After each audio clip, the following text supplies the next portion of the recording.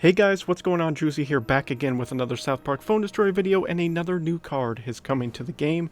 And to be honest with you, I didn't think that Red would get another card in another theme. I thought she was only just going to stay within fantasy and sci-fi, which she currently is involved in as of recording this video. But Swashbuckler Red is coming to the game, so she's going to be a fighter card, so she's going to stay as a fighter card as she has with her other two cards.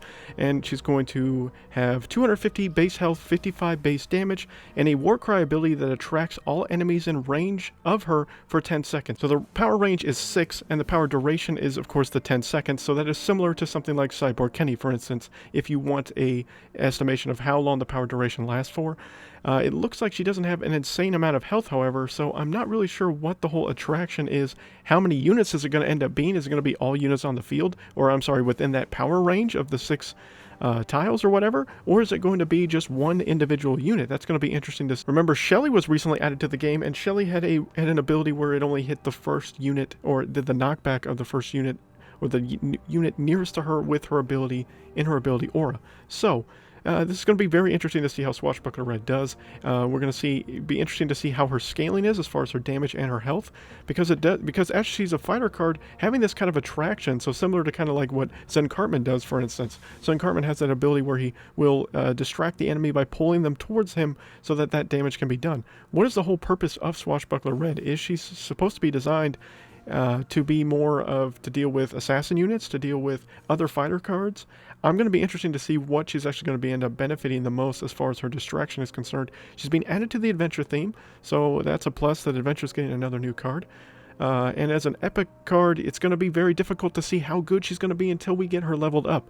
Because, at least with Shelly, I felt like Shelly really wasn't that useful even at level 3. I have her at max level 3, which is what I was able to get to her within the first week. But some people have now gotten her to level 4 and level 5 and have been saying good things about Shelly, and that she's actually very underrated for the scaling that she has at the higher tiers. So it's going to be interesting to see how good Swashbuckler Red is as the tiers go on. Remember, once she gets to about epic level 5, her scaling decreases as far as the value it takes to level her, or as far as the benefit that you're going to get as far as her scaling is concerned once she's leveled further. It doesn't look like her power duration most likely will be increased as she levels up, or her power range may not be increased as well, but most likely just her base stats, her health, and her attack will obviously be scaled. So let's at least check her out in some friendly fights, guys, and let's build a deck real quick with Swashbuckler Red and see if we can how good she's actually going to end up being for us in some friendly fights. Alright guys, got a match here against Mr. Ninth Army, one of my moderators, of course, for the channel. So here is Swashbuckler Red. Here's her level 2 stats. We got 312 health, 69 damage. Let's go ahead and put Zen out here first, just to kind of see. I might smuggler here. Wait for him to get that hit first. Okay, and then we're... Oh my good lord, look at that aura, guys. It's almost 2/3 of that. Okay, so let's wait. I feel like we're going to need to wait and put her out when there are more units on the field. Kind of really take advantage of her. Let's wait and see if we're able to get some more units, like I said. Really try her out in this fight here. I also think I want to put like someone like Witch Doctor Token back here in the back. We're gonna get this out here. Use Faster Craig, using spells against us. Okay, now let's pull everyone. See how this works out. Okay, we're pulling everyone forward. That's gonna give us the opportunity to Witch Doctor there. He's gonna get mind controlled. So it looks like the pull is pretty slow. It takes quite a bit of time to actually get that pull off. So that's something to take into consideration here.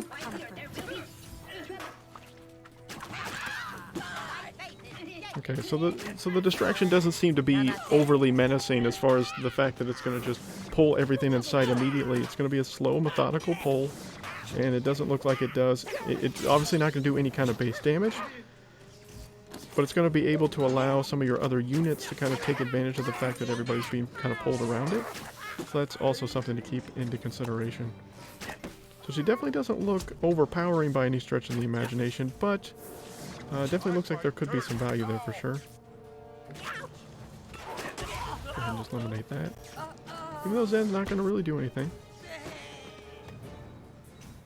But what do you guys think as far as combinations to go with her? I feel like she could be something good to kind of pull maybe something like if someone's using Chicken Coop or any kind of swarm unit. Kind of get all those swarm units in her vicinity, and then you can just kind of use Aerostorm or something like that to really kind of cancel it out. Let's see now that there's multiple units, or even like range units that are like really far off. Let's see, let's watch her pull here.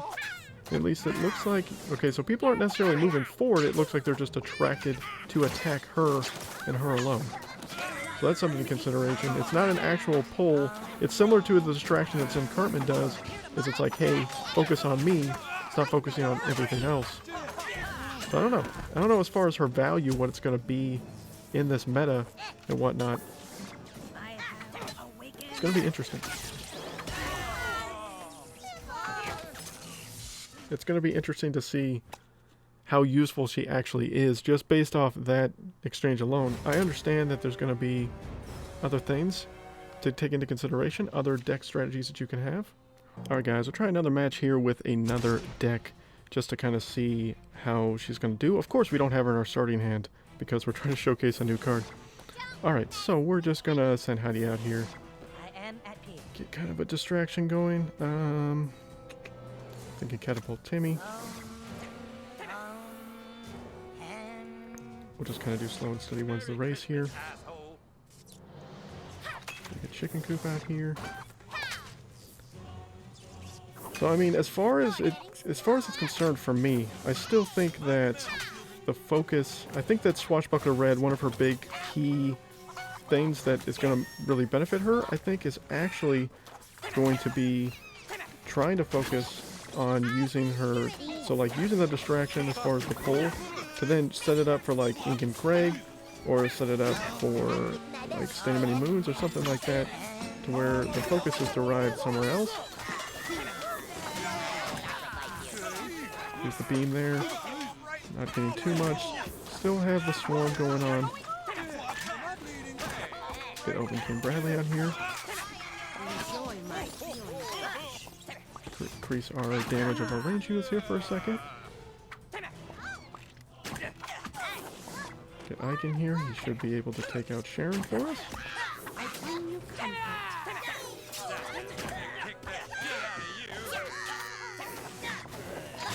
Okay, Open King Bradley's helping us take that out.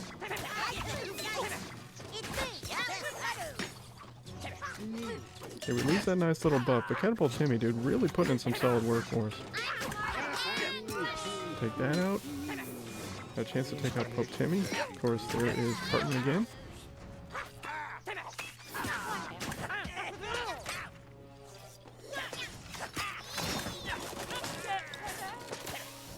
There you go, Catapult Timmy's still going strong. He's actually pretty good for challenge mode here, guys. Not gonna lie. Alright, get that little bit of poke.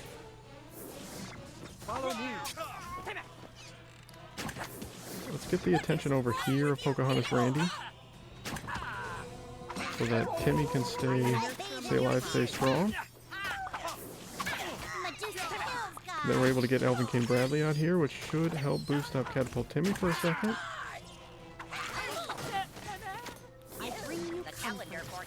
We'll do that damage there, take that out. Get Tally, slow it down a bit. Get our Paladin Butters here to take out the Choir Boy Butters.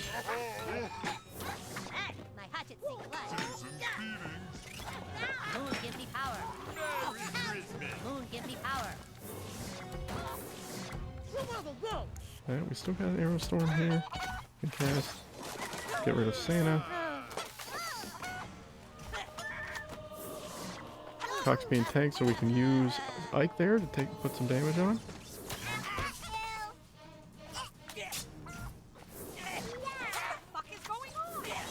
Must be Sharon back on the field. Okay. We'll get Arm Wrestle Woman Sharon out here. What is wrong with you people? This costume rules. Enjoy my Let's watch Swashbuckler Red. Distract.